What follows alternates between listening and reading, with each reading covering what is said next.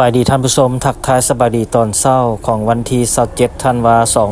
2024เนาะท่านผู้ชมเส้นเก่าเส้นเคยอยู่กับซ่องพาทัวร์ Channel เนาะมื้อนี้พาทัวร์จะพาท่านผู้ชมมาอัปเดตเบิ่งความคืบหน้าอยู่ที่บึงธาตุหลวงว่าปัจจุบันมีหยังเปลี่ยนไปแด่ท่านผู้ชมปัจจุบันนี้อยู่ที่บึงธาตุหลวงเพิ่นได้มีการปรับปรุงเนาะ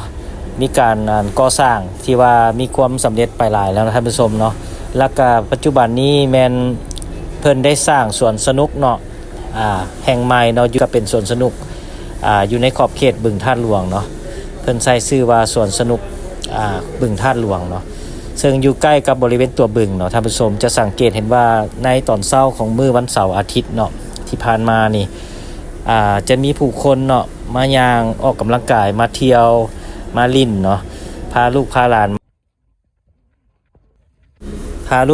มาย่างออกกำลังกายเนาะถือว่า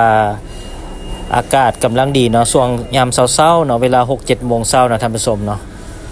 มื้อธรรมดาก็มีฮักบ่หลายปานใดเนาะปัจจุบันสวนสนุกอยู่ที่บึงธาตุหลวงแม่นเพิ่นได้เปิดเนาะเป็นทางการแล้วเนาะเปิดให้เข้าเที่ยวชมอย่างเป็นทางการแล้วถือว่าเพิ่นสร้างสำเร็จเนาะท่านผู้ชมเพราะว่า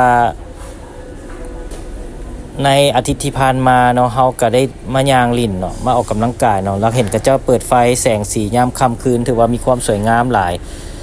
บรรดาตึกโครงการอยู่บริเวณอ้อมรอบตัวบึงเนาะบ่ว่าจะเป็นด้านหน้าด้านข้างก็ถือว่ามีความสำเร็จเนาะเพิ่นสร้างสำเร็จไปหลายเติมเนาะโดยเฉพาะเป็นตึกอยู่ประตูทางเข้าเบื้องมาแต่พลทันเนาะท่านผู้ชมเนาะจะเห็นเพิ่นมีการประดับประดาแสงสีอยู่ตามตึกอาคารเนาะคือกันกับราชวงศ์พลาซ่าโรงแรม5 ดาวเนาะอยู่ที่เขตบ้านลักหาถนนไกรสอนเนาะท่านผู้ชมถือว่าเป็นอีกบาทก้าวหนึ่งเนาะเฮ็ดให้มีสมหน้าใหม่อยู่ในตัวเมืองนครหลวงเวียงจันทน์เนาะท่านผู้ชมบึงธาตุหลวงบ่เพียงแต่จะเป็นบ่อนออกกำลังกายเนาะของผู้คนที่มาย่างทางภายในและต่างประเทศเนาะยังเป็นบ่อนที่ว่าจุดศูนย์กลางเนาะทางด้านเศรษฐกิจเนาะบ่ว่าจะเป็นบรรดาตึกอาคารเนาะคอนโดมิเนียมเนาะสิ่งอำนวยความสะดวกในอนาคตเนาะท่านผู้ชมตัวนี้ถือว่าเป็นแลนด์มาร์คที่สำคัญเนาะพิเศษเพิ่นมีแผนที่จะสร้างบรรดาตึกของโครงการเนาะที่เป็นตึกแฝดเนาะตึกคู่เนาะท่านผู้ชมเดี๋ยวเฮาจะเอาขึ้นรูปภาพให้ท่านผู้ชมเบิ่งเนาะเพิ่นจะมีแผนจะสร้างตึกคู่เนาะเป็นตึกแฝดที่สูงที่สุดอยู่ที่เขตบึงธาตุหลวงนี่เนาะท่านผู้ชมก็ถือว่ามีการเซ็นสัญญาตกลงนามกันแล้วเนาะท่านผู้ชมถือว่าเป็นข่าวดีเนาะและนั่นก็คือภาพวิดีโอที่เราได้เก็บมาฝากมาต้อนเนาะให้ท่านผู้ชมได้เบิ่งก่อนหน้านี้เนาะถือว่าเพิ่นมีแผนที่จะสร้างตึกคู่เนาะเป็นตึกที่สูงที่สุดเนาะอยู่ที่บึงธาตุหลวงเนาะเมืองไซเศรษฐาเนาะนครหลวงจันทน์ท่านผู้ชมบึงธาตุหลวงในปัจจุบันก็ถือว่ามีการเปลี่ยนแปลงไปหลายเนาะบ่ว่าจะเป็นเส้นทางเนาะบริเวณอ้อมรอบตัวบึงเนาะก็ถือว่าปัจจุบันนี้ว่าเพิ่นมีการติดตั้งเสาไฟเยื้องทางเนาะอยู่ตามบริเวณอ้อมรอบตัวบึงนะเพื่อให้มีแสงสว่างเนาะในยามค่ำคืนผู้คนมาย่างออกกำลังกายเนาะในการไปมาแล้วก็มีบ้านเฮือนคนที่อ้อมแอมเนาะอยู่อ้อมแอมบริเวณตัวบึงเนาะท่านผู้ชม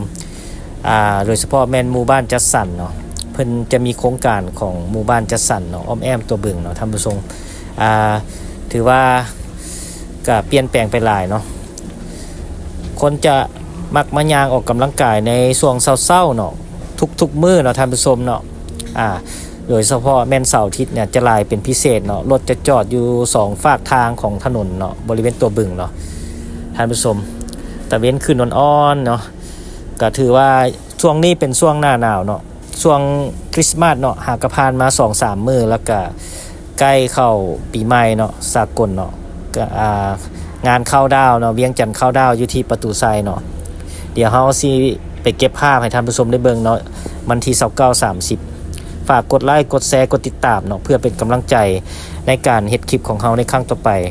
ขอขอบใจสำหรับการติดตามรับชมสำหรับคลิปนี้เฮาต้องกล่าวคำว่าสบายดีแล้วพบกันใหม่ในคลิปวิดีโอหน้า